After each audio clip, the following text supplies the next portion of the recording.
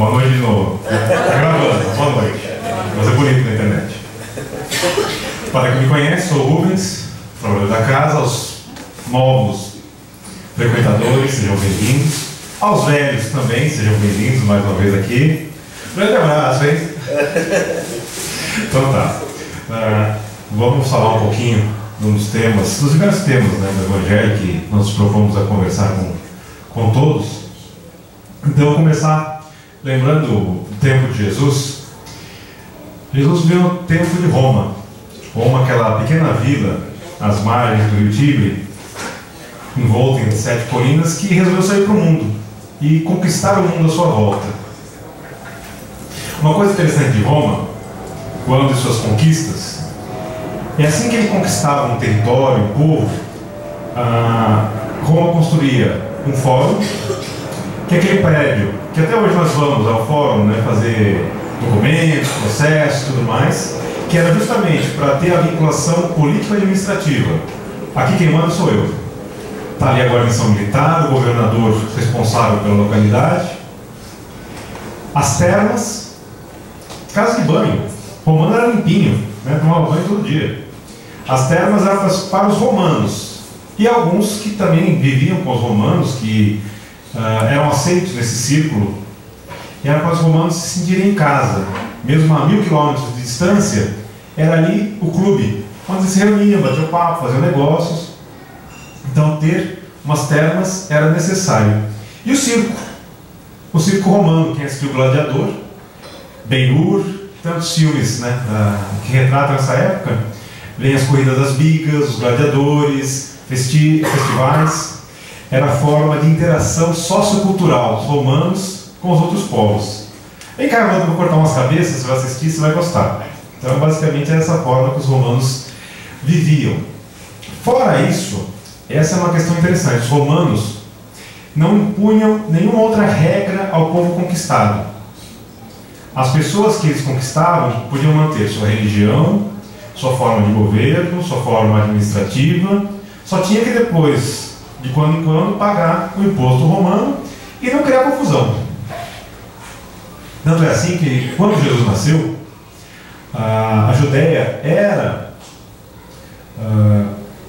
comandada, né, pelo rei Herodes Antipas, aquele que dizem que mandou matar os recém-nascidos, porque uma das profecias antigas dizia que um deles seria o enviado de Deus. E quando, da crucificação de Jesus, Jesus foi preso pelo templo, pelos sacerdotes do templo.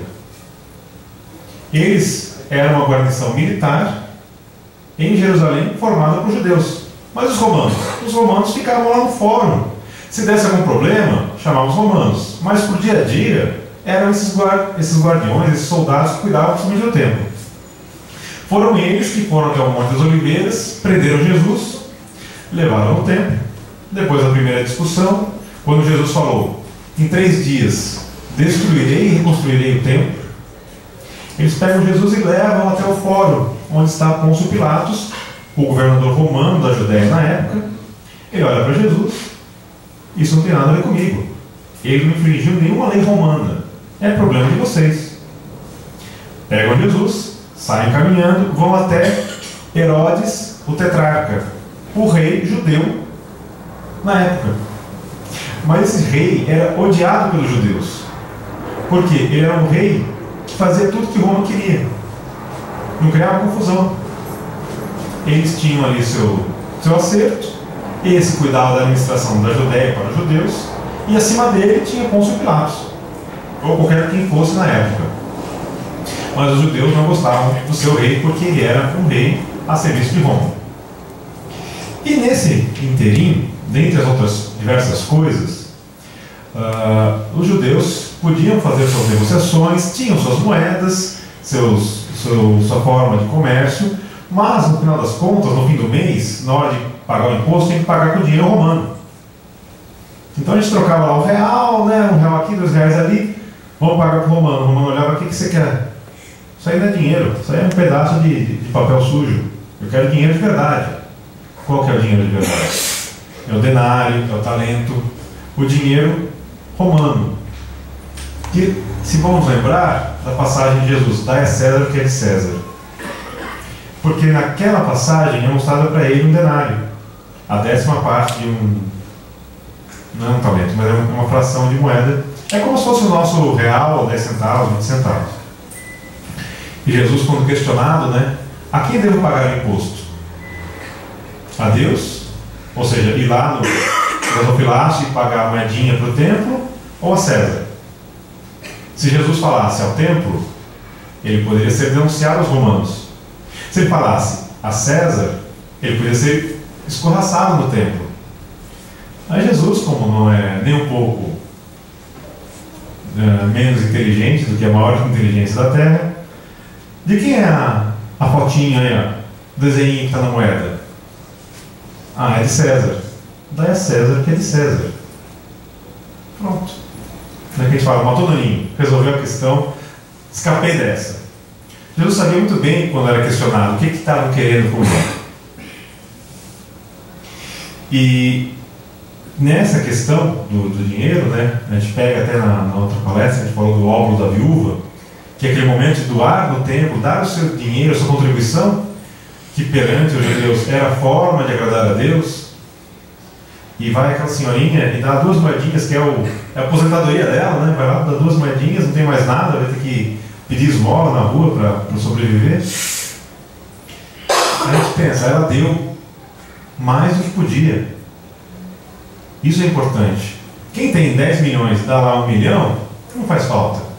Para quem tem R$2, dá esses R$2, isso tem um significado maior. Porém, aí, em contrapartida a isso, Jesus fala, os textos falam, não tem uma memória boa para a Bíblia assim, o sacrifício mais agradável a Deus. O que é mais importante perante Deus? Dar, nem que sejam essas 2 moedinhas, que é tudo aquilo que você tem, ou se reconciliar com o seu adversário, aquela pessoa com quem você tem um problema familiar, de trabalho, na rua. O que é mais agradável a Deus? Um pedaço de metal ou uma harmonia de corações e mentes? Qual será, meus amigos?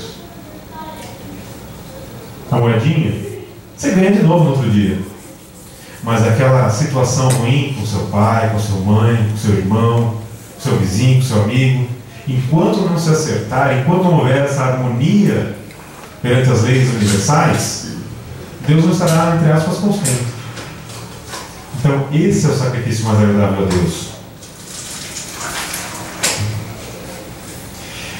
E, dentro dessas questões, eu comecei a lembrar da história de um jornalista americano, já citei acho que numa outra palestra, que resolveu seguir os preceitos bíblicos ao pé da letra. Ele pegou a Bíblia, Velho e Novo Testamento, listou 700 regras, leis, resoluções, compêndios e assim vai. E viveu durante 1 ano segundo as leis de Deus. Tinha desde as mais bizarras, de apedrejar um adúltero, ter um escravo. Ele falou, como eu vou ter um escravo? Ela falou, o que é mais próximo do escravo no tempo moderno? Um estagiário. É esse mesmo. Arranjou um estagiário lá, ele era editor de jornal, você vai fazer tudo o que eu mandar, O máximo que eu pude fazer de maldade com ele, entre aspas, você vai ter todas as xerox que precisa de andar. Então todo mundo que precisasse de uma xerox pedia para o rapaz. O dia inteiro tirando xerox. E claro, questões outras, de fórum íntimo, mas relativas à conduta externa, não interna. Tinha a ver também com o Velho Testamento, muitos levíticos. O que marcou bastante foi que não poderia sentar em uma cadeira que não tivesse pura, ou tivesse sido contaminada por uma mulher impura. Impura, entendam, durante o ciclo menstrual.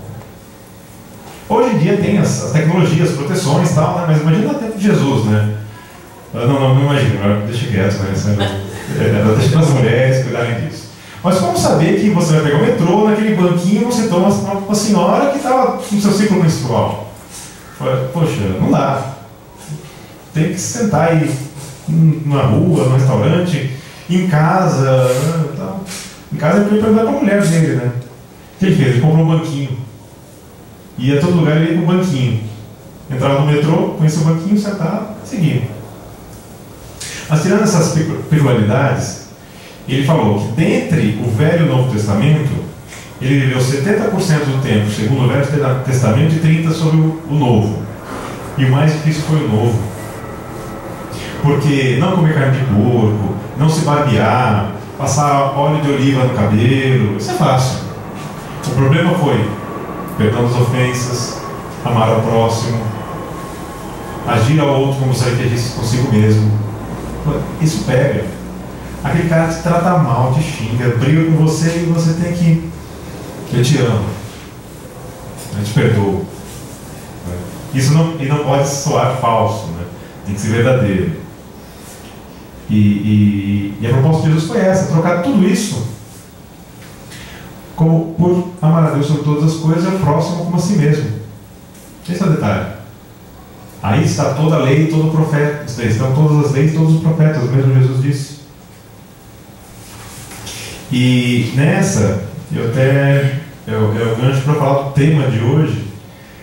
Eu falei um monte, né? Mas o tema de hoje, que é a caridade moral e a caridade material. Caridade material, nós temos ali no álbum da viúva, dar aquilo que nós precisamos no mundo. Nós estamos no mundo material. Todas as coisas que vivem estão nesse mundo têm um custo. Um custo de tempo, de esforço, de matéria. Até o Fredson falou, né? Estamos devolvendo aquilo que nos foi dado, foi tirado para ter o nosso corpo. A roupa que usamos, o alimento, aquilo que produzimos ou consumimos no mundo. Isso tem custo. Nem que seja energia solar para a plantinha ali fazer a fotossíntese, para crescer aquele alface, que você vai pegar a terra e fazer a salada. E tudo tem um preço. Custo é diferente de preço. Preço é o quanto nos dispomos a pagar ou a trocar por aquilo que queremos. Pode ser R$1, pode ser R$10, pode ser R$1 milhão. O celularzinho de Xing Ling, né, custa 99 centavos, R$99. Ele faz a mesma coisa que o iPhone 6 e R$5 mil. Faz ligação, né? Para quem não sabe, o celular faz ligação.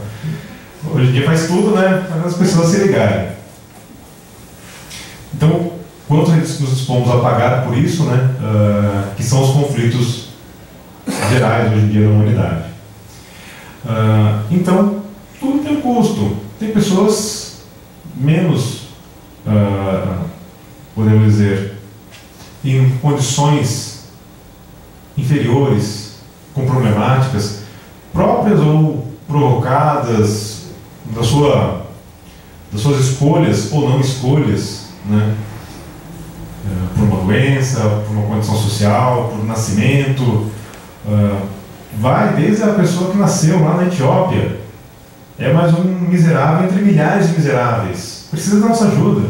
Não precisa ir longe, nós temos aqui no Brasil muitas questões assim, de problemas de saúde, problemas de miséria, problemas de fome, de doenças. Essas pessoas precisam de ajuda. Não está tão frio, mas nós estamos na época do frio. Quantos invernos passaram aí que a gente ouve pessoas que morreram na rua de frio?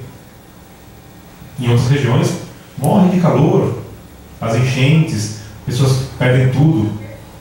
Famílias aqui, devo imaginar que conhecem, pessoas que conhecem pessoas, famílias, se não aqui, que também em São Bernardo, São José, São Caetano, Diadema, ocorreram muitos problemas de enchentes, deslizamento de terras, mas hoje está ocorrendo no sul, a seca do nordeste. São problemas de ordem material. Precisam da nossa contribuição. É que nós podemos fazer materialmente. Mas só isso, às vezes, não é necessário. Não é só isso necessário. Precisa de algo mais. E esse algo mais é justamente a caridade moral. Como eu falei, eu não tenho conhecimento da Bíblia, né, do Novo Testamento, de todas as passagens de Jesus. Talvez o Fredson pode me ajudar nesse momento. Mas eu não me recordo de Jesus em nenhum momento dando nada para ninguém. Tirando, pega aquele momento do Sermão do Monte, onde tem a distribuição de peixes e pães, mas ele não estava dando, ele só estava distribuindo, multiplicando e distribuindo. Ele só estava produzindo, estava dando, né? Alguém podia reclamar, pô, esse aqui está sem sal, esse aqui falta algum azeite, né? Mas fora isso, Jesus não deu nada para ninguém, materialmente falando. Ele deu na forma de sentimento, de carinho, de amor. Essa foi a caridade praticada por Jesus, a caridade moral. Quando você pega o exemplo da mulher adúltera, no final da passagem, quando a turba, quando Jesus fala, né, aquele que tiver a primeira pedra, aquele que tiver sem pecado, atire a primeira pedra, todos vão embora, os mais velhos primeiro, os mais jovens depois. A moça está lá no chão, ainda chorando, e ele pergunta: mulher, cadê aqueles que te condenam? Ela levanta, né, limpa o rosto: ninguém está aqui, não tem ninguém. E eles não te condenaram, nem eu te condenarei. E quem é esse eu? É o maior espírito, de maior estatura moral, andar sobre a terra. Virou para a moça e falou: nem eu te condenarei, vai, não peques mais. Exemplo maior de caridade do que esse, existem vários na passagem bíblica, mas esse eu acho fenomenal. Uma mulher confessa mesmo uma situação, né, de um problema, e Jesus fala: tudo bem, só não vai repetir o erro. Mas da forma ele não condenaria.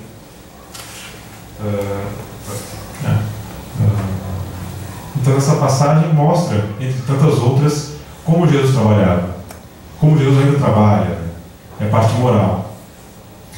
E nessa passagem, né, essas passagens, pegando para o nosso tema de hoje, são dois textos de orientações dos Espíritos, e tem uma passagenzinha num desses textos que eu quero ler para vocês. Amem-nos uns aos outros, e façamos ao outro o que queríamos que vos fosse feito. Toda religião moral se encerra nesses dois preceitos. É aquilo que Jesus também disse: amar a Deus sobre todas as coisas e o próximo como a si mesmo. Tudo que está além disso é a alegoria que nós mesmos colocamos. São as questões culturais, do tempo, do momento, da nossa ideia de mundo que vamos agregando. Nós temos que ter o cuidado de se tornar mais importante do que o conteúdo. A forma, que era tão importante, tão necessária aos olhos dos judeus da época, ao nosso amigo que andou com um banquinho pela cidade, que era mais importante não sentar num banco impuro do que pedir perdão ou perdoar alguém. Mas a outra passagem que eu quero ler para vocês,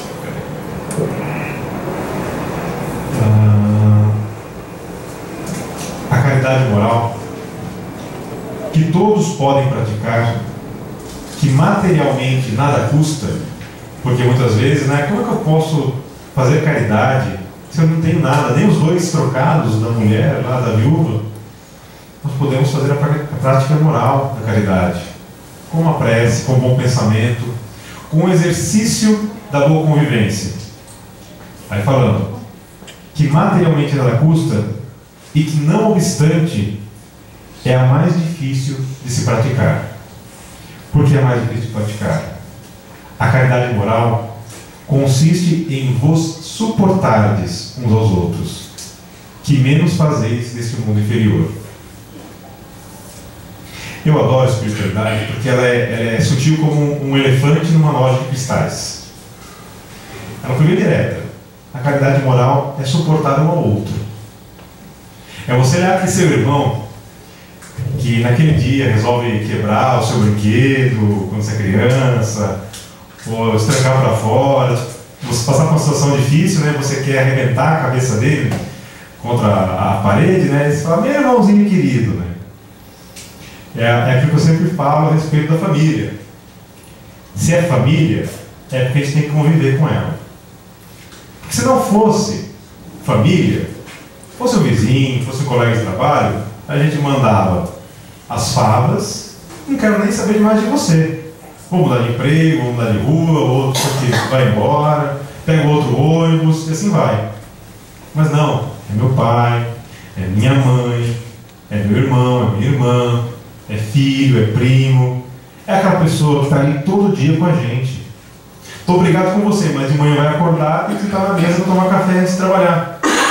Chega à noite em casa, é com quem você vai dividir o pão, da sopa, à noite. Essa pessoa, que bem ou mal, é quem você tem para pedir um auxílio, ou para ser auxiliada. Esse irmão, essa irmã, esse pai, a quem nós sabemos e conhecemos todos os defeitos, que temos o princípio moral de ajudar, de cuidar.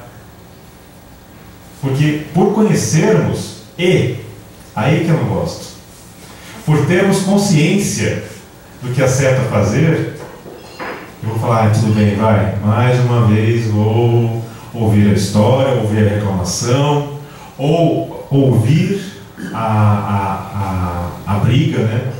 Enfrentar essa problemática. E isso é uma forma de caridade. Fazendo um paralelo um pouco tosco, é o nosso flagelo. Enquanto Jesus foi lá açoitado pelos romanos, nós somos açoitados por palavras, por sentimentos, algumas vezes, infelizmente, de forma realmente física, né? Suportamos agressões físicas, que muitas vezes ainda ocorrem, mas que são formas, são exercícios de praticar a caridade moral, de exercitarmos o perdão. Ele me agrediu que tem que perdoar, justamente, mesmo ele não pedindo perdão. É isso que conta na contabilidade divina. Quando chegarmos do outro lado, descobrimos que, o que eu fiz de bom? Você teve uma vida de privações e mesmo assim olhou por aquele que lhe fazia mal,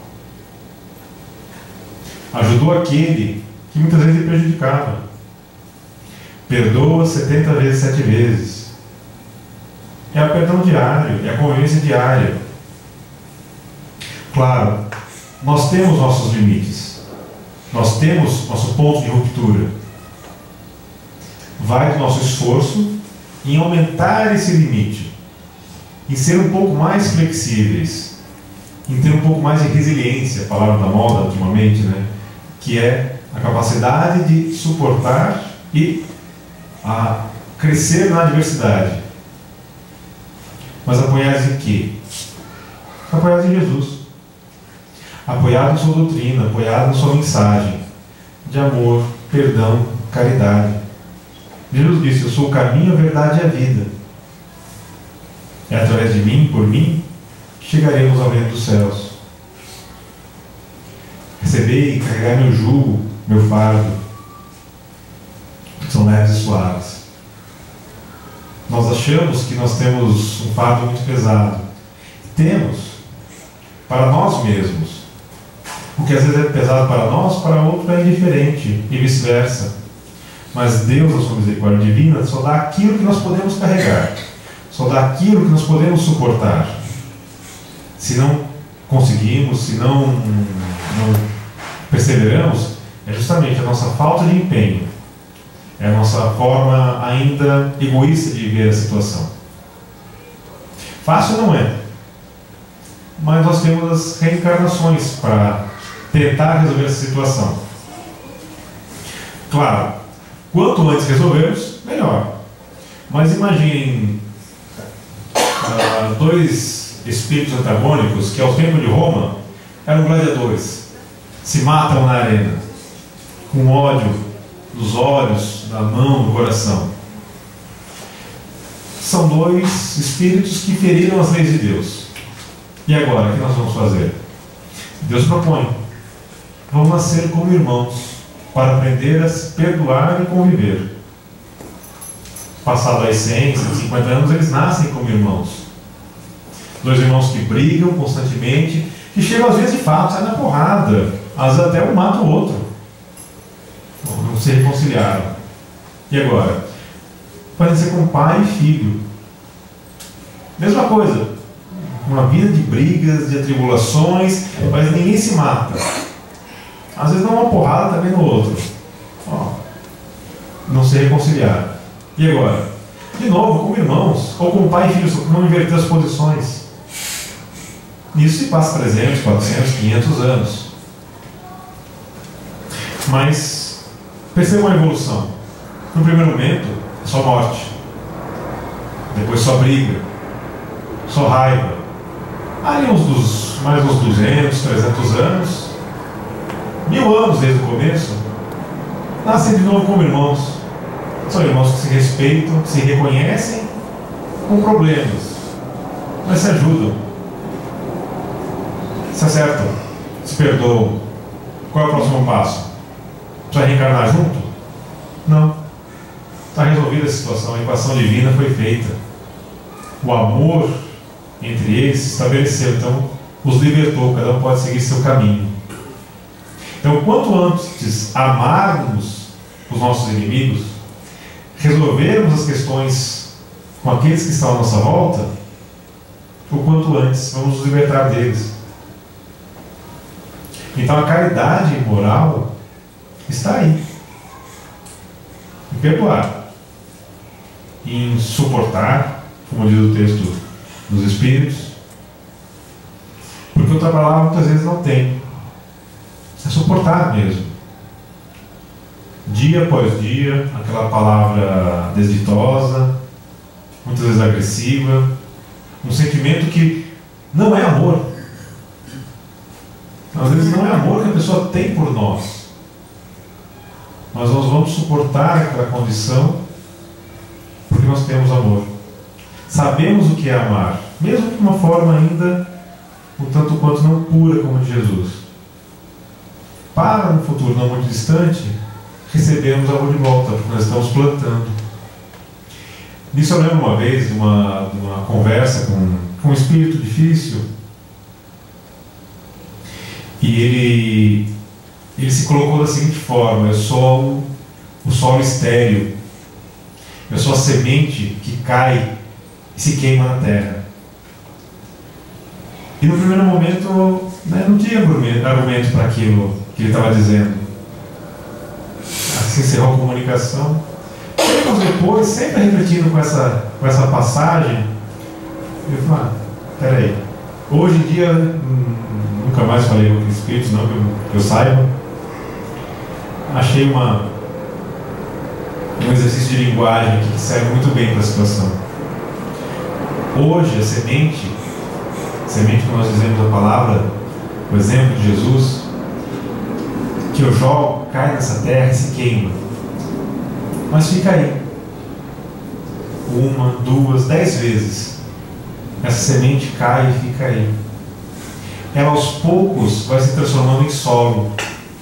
Um solo estéril começa a se tornar um solo fértil, útil. E talvez na 90ª, 1000ª vez que eu jogar uma semente, ela não vai morrer. Ela vai começar a brotar. Mas vai dar minha persistência. Vai do meu esforço em suportar e praticar aquele ato bom para com aquele que é estéril, que um dia vai deixar de ser estéril, pelo meu exemplo, pelo meu trabalho, pelo meu exercício, e vai frutificar ali. É paciência, é resignação. Façamos esse trabalho também. Joguemos sementes em solo estéril.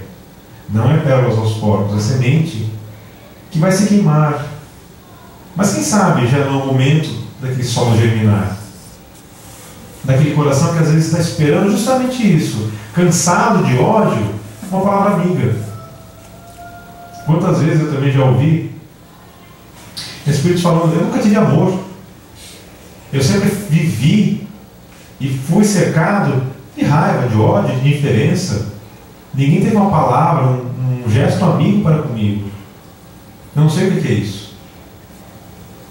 Então, se nós temos essa capacidade, se nós temos esse exemplo, que façamos isso.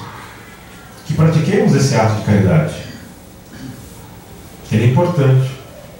Pode ser que não funcione, não nesse primeiro momento, mas no futuro distante vai frutificar, vai funcionar. Claro, as duas caridades correm em paralelo. se juntam, se fortalecem. Muitas vezes uma caridade material é necessária, mas naquele mesmo instante, às vezes é o olho no olho, um aperto de mão, onde você reconhece aquela pessoa, como ser humano. Numa das minhas reflexões a respeito da prática da caridade, do ato de pedir, Jesus mesmo falou: dá a quem te pede.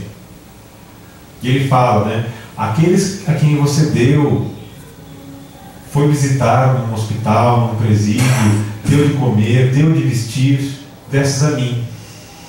E aí Jesus é indagado: mas quando fizemos isso?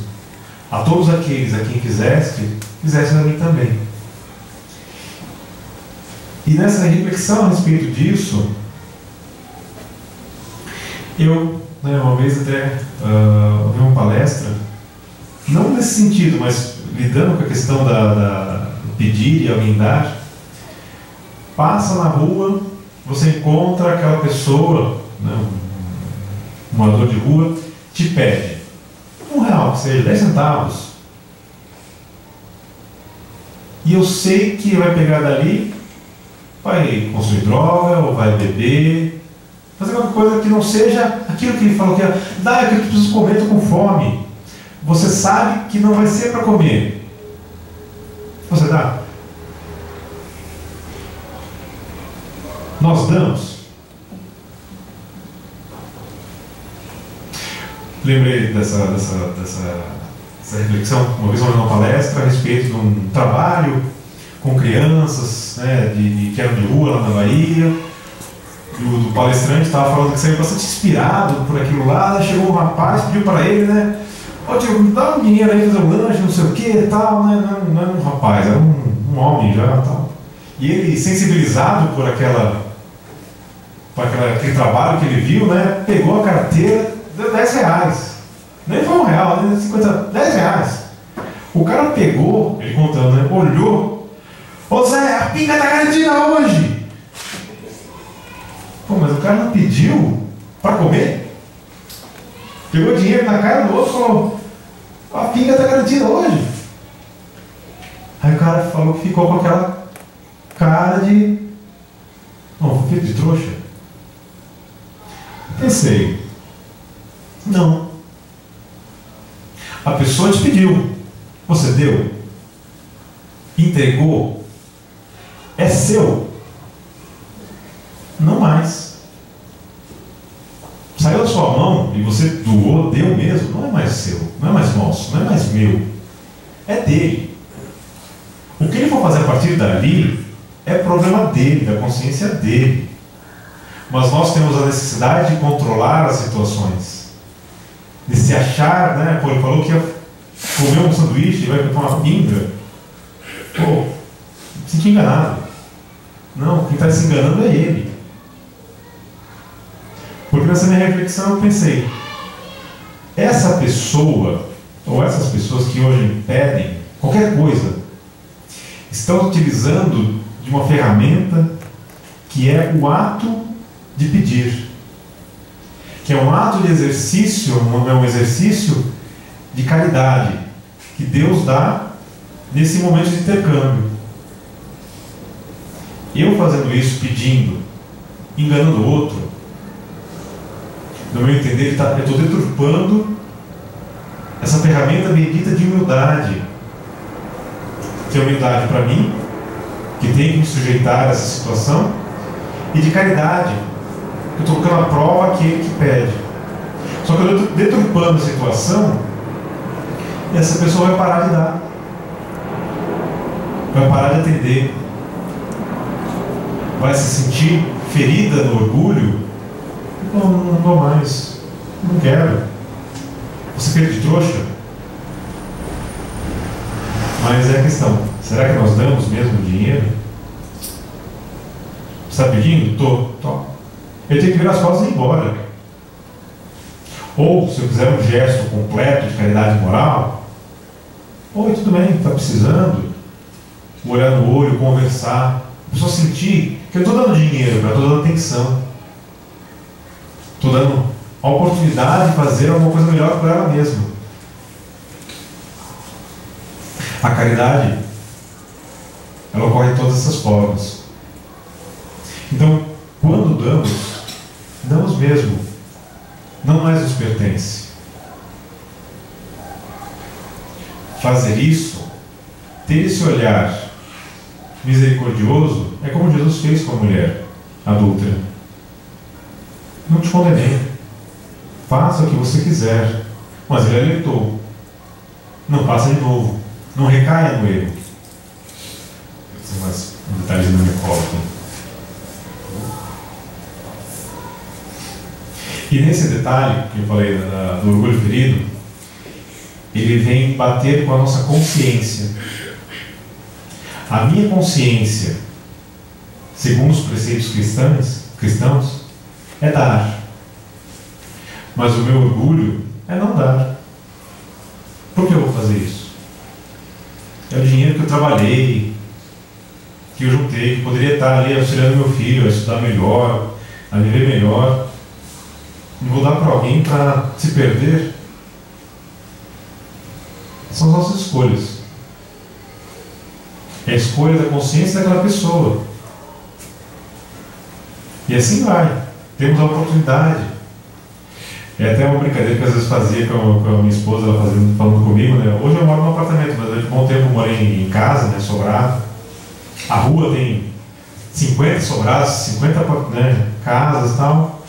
Aí passa aquela pessoa na rua, para, toca uma campainha, bate num portão.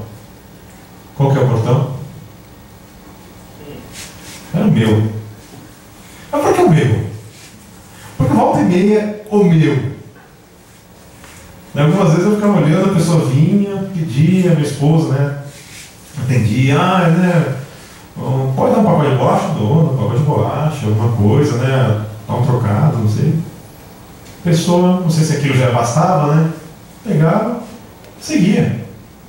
Tem mais 20 casas de cada lado, pede mais coisa. Vai que as pessoas dão, né? Você faz a feira do mês, faz a semana, garante aí.